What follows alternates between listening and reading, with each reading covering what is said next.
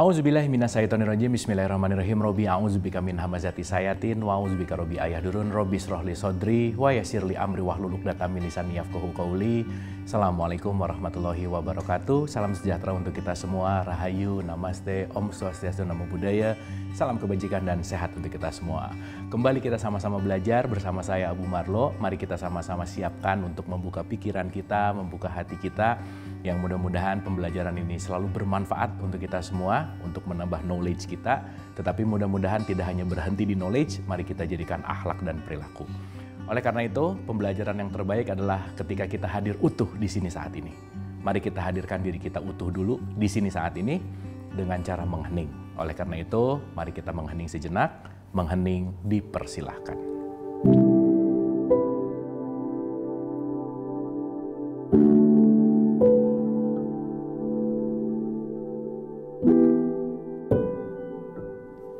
Selesai, terima kasih. Mudah-mudahan kita sudah hadir utuh di sini saat ini untuk siap-siap sama-sama belajar, dan selalu diulang-ulang diingatkan bahwa saya bicara di sini bukan mau menggurui, bukan mau ceramah, bukan mau ngasih tahu, tetapi kita sama-sama belajar. Kita sebagai murid-murid semesta, sesama murid, mari kita sama-sama saling belajar. Yang mudah-mudahan sekali lagi apa yang kita bahas itu selalu bermanfaat untuk kehidupan kita. Kita sudah banyak sekali membahas hal-hal tentang kehidupan. Innalillahi wa inna ilaihi rajiun sebagai fundamental kita, dasar kita semua berasal dari Allah dan akan kembali ke Allah. Masih ingat kan? Pasti kan? Kita semua hanyalah tamunya semesta. Di sini kita mau belajar, School of Life, sekolah pembelajaran.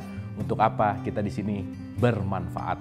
Outputnya adalah bermanfaat. Dengan semua ujian kita udah bahas gitu ya, dengan semua sistem-sistem pendidikan yang Allah berikan kepada kita, yang semesta berikan kepada kita, yang mudah-mudahan kita selalu meningkatkan kesadaran kita dari kelas 2 tambah 2, naik ke akar 16, yang mudah-mudahan kita masuk ke log 10.000 dan seterusnya.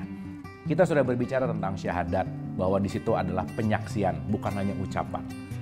Dan kita sudah bicara tentang sholat. Sholat itu adalah sambung rasa. Bagaimana kita selalu mengingat.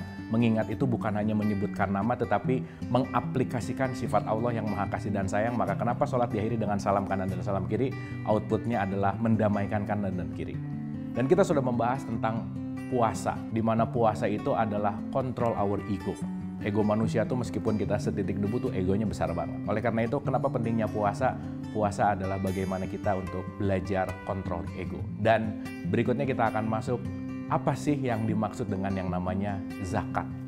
Dan kita sering sekali mendengar kata zakat gitu ya, di dalam konteks 2 tambah 2, di dalam konteks umum yang berpikir zakat adalah bagaimana kita mengeluarkan dengan satuan tertentu gitu, dan itu bagus sekali.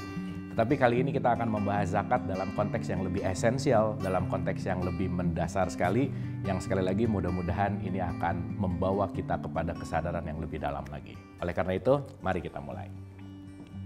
Berbicara masalah zakat, zakat itu sangat luas pemahaman dan pengertiannya tentu saja. Kalau dari dalam konteks bahasa, zakat itu artinya adalah bersih sebetulnya, membersihkan. Gitu ya, dan nanti kita akan mengerti juga gitu proses yang dibersihkan tuh apanya. Nanti pun ketika kita melakukan, nanti kita akan mengerti juga bahwa melakukan itu tuh outputnya untuk apa gitu. Diulang-ulang, jangan sampai melakukan sesuatu karena hanya ikut-ikutan. Di Quran misalnya kitab suci mengatakan di surat 17 ayat 36, janganlah kamu mengikuti apa yang kamu tidak mempunyai pengetahuan tentangnya. Kenapa? Karena pendengaran, penglihatan, dan hati akan dimintai pertanggungjawaban. Itu sudah diulang-ulang saya rasa.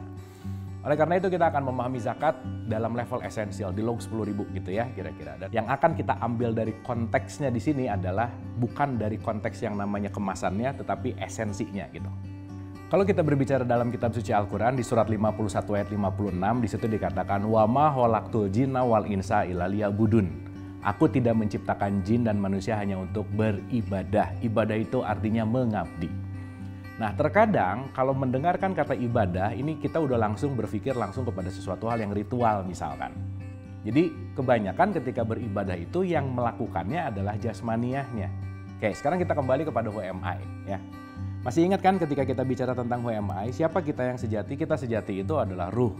Ruh yang ditiupkan di surat 32 ayat 9 di dalam Al-Quran.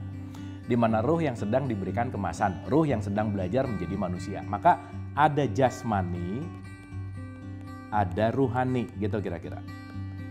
Oke, ada ritual, ada spiritual. Ketika kita berbicara konteks jasmani dan rohani, ibadah ini tidak hanya berbicara masalah bagian luarnya yang disebut dengan ritual, tidak. Maka sholat pun kalau kita berbicara, ya ada sholat jasmani dan ada sholat rohani gitu. Makanya kenapa misalkan rajin ke masjid, sholatnya rajin, tapi masih ucapannya menyakiti hati orang gitu misalkan. Berarti yang baru dilakukan adalah olahraga, olah jasmani gitu. Padahal nanti kita akan mengerti bahwa inna sholata tanha anil fahsya'i wal munkar. Sholat adalah mencegah perbuatan keji dan munkar. Keji dan munkar itu tidak dalam konteks jasmaninya, tetapi ruhaninya. Maka ibadah ini harus ada padu padan antara ritual dan spiritual, antara jasmani dan rohani. Bukan hanya kita menggerakkan dalam konteks yang namanya sholat misalkan, itu hanya dalam kewajiban gitu misalkan, tetapi poinnya adalah kesadaran. Kenapa sih dari semua yang paling penting itu adalah niatnya? Karena dengan berniat berarti kita melakukan dengan kesadaran. Nggak kebetulan gitu dalam tanda petik. Kalau berbicara masalah jasmani, ini lebih kepada ragawi, itu lebih kepada gerak fisik. Maka nanti kita akan mengerti juga di surat 3 ayat 186, kamu akan diuji dengan dirimu dan hartamu. Hartamu dan dirimu, itu poin yang penting sekali. Sholat sangat erat kaitannya sama zakat. Akimi sholat wa atu zakah, dirikanlah sholat, atu zakah itu sampaikanlah zakat. Maka kalau sholatnya tidak zakat, sholatnya tidak outputnya adalah bersih, zakat artinya bersih, maka itu jadi nggak sempurna. Maka itu baru hanya olahraga gitu. Maka sholat itu biasanya badaniyah, tubuhnya. Makanya dilengkapi dengan zakah, karena kenapa? Pembersihannya itu nanti pada zakat, itu intinya. Jangan hanya melakukan ibadah secara jasmaniah, tetapi yuk rohani kita juga harus ada sambung rasanya. Karena kenapa? Intisarinya sebetulnya di dalam konteks yang rohani gitu. Karena kan diri yang sejati kita bukan jasmani ini, tetapi rohaninya. Pembelajaran masih akan kita lanjutkan, tetaplah bersama saya.